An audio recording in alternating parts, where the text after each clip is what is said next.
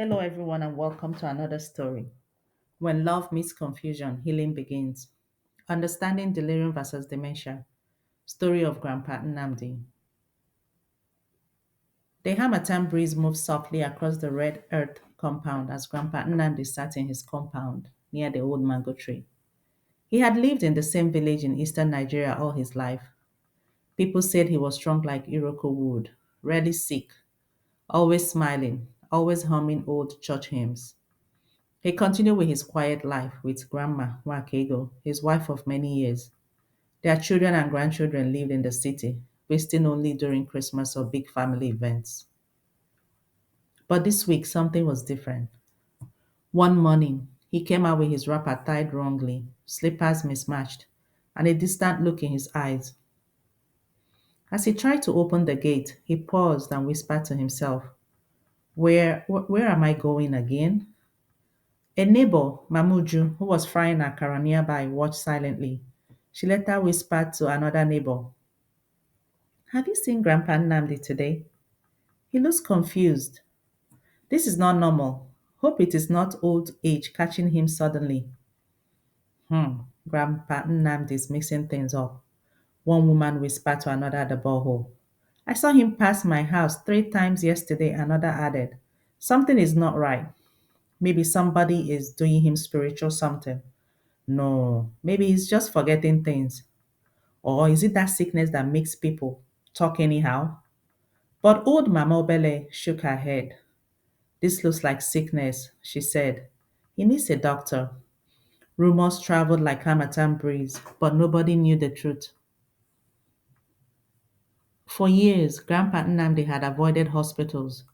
Whenever he felt a little sick, had fever, cough, or waist pain, he would walk to Odogu chemist store at the junction, buy small medicine, drink plenty of water, and rest, which usually helped. But this time, after taking the tablets, instead of getting better, he was getting worse. He began saying strange things at night. He woke up suddenly, sweating, calling out to nobody. He asked his wife why their children had not returned from school, even though all of them were adults with families. He was getting weaker. He was barely eating. He drank very little water. He became confused. He asked strange questions. Sometimes he stared into empty space. "Dim, Biko, drink small pap," his wife begged. He shook his head. Leave me, he whispered, voice trembling. Sometimes he looked around as if searching for someone who wasn't there. Other times he muttered, "Why is the house turning? Who opened the roof?" Grandma Wakego watched him closely. He would sit on the wooden bench and stare at the sky for a long time. He slept more, and when she asked him a simple question, he looked confused, like a traveler who suddenly forgot the road home. She became worried and watched him all night as he tossed restlessly. By the third day, Grandma Wakego knew this was not ordinary sickness. Her hands shook when she picked up her old Nokia phone to call their first daughter Amara, who lived in the nearest city. "Mama, what is it?" Amara asked. "My child, your father is weak. He's not eating well. His eyes look lost. He's mixing up names. He's saying things that do not make sense. It has been days now. I am afraid he's forgetting things. He's shaking, and for 3 days now he has been confused." "Confused how?" the daughter asked, her voice already rising. "He tried to urinate inside the cooking pot yesterday. Today he asked me who I am." The daughter froze. She had never heard her mom sound so frightened. Amara became silent for a moment. Then she said, "I'm coming back home today. Pack his things." By evening, their daughter Amara arrived from Enugu. When she saw her father, her heart squeezed painfully. His eyes were dull, like someone lost inside his own mind. His lips were dry. His voice was faint. "Papa, it's me," she whispered. But his dad stared at her for a long moment before saying, "Young woman, who are you looking for?" Amara covered her mouth, trying not to cry. They rushed him to the hospital. Inside the hospital, the air smelled of disinfectant and worry. Nurses moved from bed to bed, machines beeped softly. A nurse checked him in, and the doctor asked questions, taking note of the timeline of events. Different tests were run, blood and urine sample were collected, and vital signs were checked. When did the confusion start? Asked the doctor. Was it sudden or gradual? How long has he been sick? Has he been eating and drinking fluids well? After listening carefully, he explained that he would return when the test results were ready. Later on, the doctor came to the family. His voice was calm, like someone trying to steady a shaking hand. Your father is dehydrated and appears he has a urinary tract infection, he explained. These things combined can make elderly people very confused. It is called delirium, a sudden change in mental state caused by infection, dehydration, or a medical condition. Amara swallowed hard. So, is this dementia? No, the doctor shook his head gently. Dementia is slow and gradual, it takes years. But delirium comes quickly, sometimes over hours or days. And with treatment, many people return to their normal selves. He continued. We will give him IV fluids to rehydrate him and start a broad antibiotics to treat the infection until we determine the actual bacteria. Grandma Wakego, sitting beside her daughter, wiped her eyes quietly. That first night in the hospital was the worst. That night, things got worse before they got better. Grandpa Nnamdi became agitated. He tried pulling out his IV line. He shouted at the nurses, Leave me! Leave me! They are chasing me. I want to go home. Sometimes he begged invisible people to stop calling his name. He shouted at the nurses, thinking they were strangers trying to harm him. He fought when they tried to help. He called out names of people who had died long ago. He was given a mild sedative and he finally slept off. At one point, early the next day, he looked directly at his wife and screamed, Who are you? Stop following me. I don't know you. He didn't recognize his wife. He didn't recognize his daughter. Grandma Wakego wept quietly, covering her mouth so her sobs would not disturb the word. Amara sat by his bed throughout the night, whispering, Papa, it's okay. You're safe. We are here. But he only stared at her like she was a stranger. The nurses explained gently, It is the infection, Mama. His mind is confused because his body is sick. Still, watching him suffer felt like being stabbed again and again. He cried, he trembled, and his family cried with him. Grandma Wakego stood in the corner, hands shaking, saying, Chai, my husband, this is not you.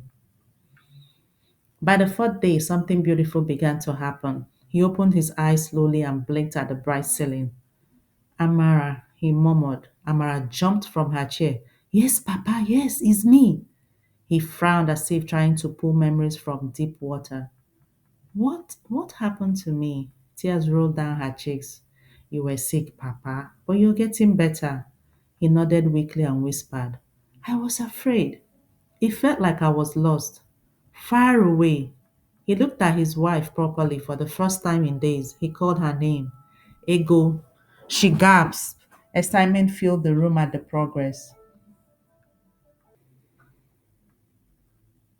Over the next few days, he continued to improve, eating well, stopped fighting the nurses, and less agitated. The fear in his eyes softened. He started remembering familiar things, his village, his wife, the mango tree. He was still slow, still weak, but the fog in his mind was lifting. After about a week, the doctor said, You see, his mind is clearing. The infection is healing. The delirium is lifting. He's improving well. He can go home in a few days, but continue to watch him. Delirium can take time to clear completely. Grandpa smiled faintly when a nurse joked with him, and then after a few more days, he was discharged. On the way back, they rode in a yellow village bus. Grandpa sat by the window, tired but peaceful, with a small smile. This road feels like I am coming back to myself, he whispered. The village welcomed him back gently, like a calabash set carefully on a mat. But he wasn't fully himself yet. Some days he was sharp. Some days he repeated questions. Some days he forgot small things. The doctor had explained this too. After delirium, recovery can be slow, but it will continue to improve. Give him time. And they did. Grandma Wakego watched him like a mother watching a toddler learn to walk again. Amara called Delhi. Villagers who whispered before now came with fruits and greetings. Weeks passed, his mind continued to brighten. He mixed up people's names, he repeated questions, he walked outside at odd hours. But each week he improved. He remembered how to tie his wrapper properly. He remembered his favorite chair under the mango tree. He remembered his wife's favorite songs. After 2 months, he was much clearer, humming hymns, telling jokes, sitting under the mango tree. The confusion slowly melted away like morning mist. By the end of the third day, Grandpa was back to his normal self, laughing, telling stories, singing old village songs, and teasing his wife like before. One night, as the moon covered the compound with a soft glow, he told his wife, I thought I was leaving this world. Everything was dark and messed up. But God brought me back. Please, next time I act strange like that, take me to the hospital quickly. It is not old age, it is sickness. His wife touched his hand gently. We will, my husband, we will. And for the first time since his illness began, she slept peacefully beside him. After Grandpa Nandi's recovery, the elders invited Chika, the health worker, to talk to the villagers as they were concerned about what happened to Grandpa Nandi and wanted to learn more. She said, my people, what happened to Pa Nnamdi is called delirium. It came suddenly because of infection and sickness inside his body. After treatment, the confusion improved slowly over weeks to months. He returned to his normal self. It came fast like a storm, but left slowly like a morning mist. It is reversible with proper treatment. Many of us will have run to blame enemies or witchcraft, but the truth is, his body needed medical help. So when an elder changes suddenly, becomes confused, talks strangely, mixes up money, forgets familiar names and places, becomes very sleepy or overly restless, please think of delirium first, not juju. Then she continued, if the memory is changing slowly over months or years, if the person is gradually forgetting names, appointments, or simple daily tasks that they usually do, then that may be dementia. Dementia is serious too, but it does not arrive overnight like a thief. It walks slowly, step by step. It is not fully reversible, but symptoms can be slowed and managed. The villagers listened quietly. Some looked ashamed, remembering times they had mocked someone or called it madness or attack. And then, finally, let us stop hiding our elder struggles because of shame. Let us stop calling everything village people. Sometimes it is infection, sometimes it is delirium, and yes, sometimes it is dementia, but we must check medically. So, finally, the message of the story. So, Grandpa's journey teaches us not all sudden confusion in elders is madness or spiritual attacks. Sometimes it's delirium. Delirium is temporary. With treatment, hydration, calm environment, and gentle mental stimulation, the mind can return to normal. Remember, this is not their true behavior. It is the sickness speaking, not their heart. Love, patience, early hospital visit, and proper treatment can bring them back. Your deep love is the best part of the healing. So, my people, love loudly, observe carefully, act early, care without fear, because our elders deserve respect, protection, and proper medical care, not suspicion or blame. And finally, this is the end of the story. So please subscribe, like, comment, and share for more. Thank you.